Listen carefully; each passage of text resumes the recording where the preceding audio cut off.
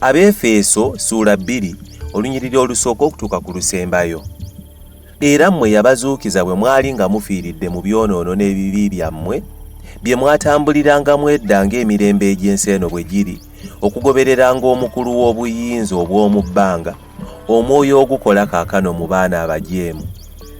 Naffe fenna abo be twatambulirangamu edda mu kwegomba okw'omubiri gwaffe, nga tukolanga omubiri n'ebirowoozo bye gwagala, ne tubeera ng'olw'obuzaaliranwa abaana b'obusungu nga n'abalala.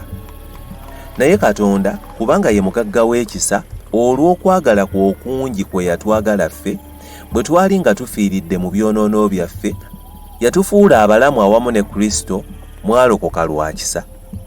N'atuzuukiza wamu naye, n'atutuuza wamu naye mu bifo eby'omu ggulu mu Kristo Yesu. Bw'atyo mu mirembe egigenda okujja alyoka alaga obugagga obusinga ennyo obw'ekisa kye mu bulungi obuli gye tuli mu Kristo Yesu. Kubanga mwalokoka lwa kisa lwa kukkiriza, so tekwava gye muli, kye kirabo kya Katonda, tekwava mu bikolwa, omuntu yenna aleme okwenyumiririzanga. Kubanga ffe tuli mulimu gwe abaatondebwa mu Kristo Yesu olw'ebikolwa ebirungi Katonda bye yasooka okuteekateeka ffe okubitambulirangamu. Abaali ab'amawanga mu mubiri, abakomole be bayita abataakomolebwa, mu mubiri okukolebwa n'emikono, nga mu biro biri mwali nga wala ne Kristo, mwali nga mubooleddwa mu kika kya Isirayiri, era mwali bannamawanga eri endagaano ez'okusuubiza, nga temulina kusuubira, nga temulina Katonda mu nsi. Naye kaakano mu Kristo Yesu mmwe abaali ewala edda musembezeddwa olw'omusaayi gwa Kristo. Kubanga ye gy'emirembe gyaffe eyafuula byombi ekimu, n'amenyawo ekisenge ekya wakati ekyawula. Bwe yamala okuggyawo mu mubiri gwe obulabe obwali mu bipande eby'ebiragiro n'amateeka, alyoka atonda omuntu omujja mu kifo ky'ebyo byombi okuleeta emirembe.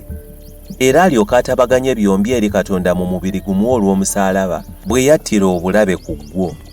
N'ajja n'ababuulira emirembe mmwe abaali ewala era n'emirembe abo abaali okumpi, kubanga ku bw'oyo naffe tusobola okusembera eri Kitaffe mu mwoyo omu.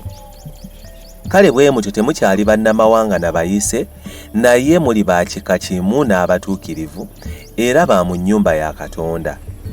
Kubanga mwazimbibwa ku musingi gw'abatume ne bannabbi, Kristo Yesu yennyini nga ly'ejjinja eddene ery'oku nsonda.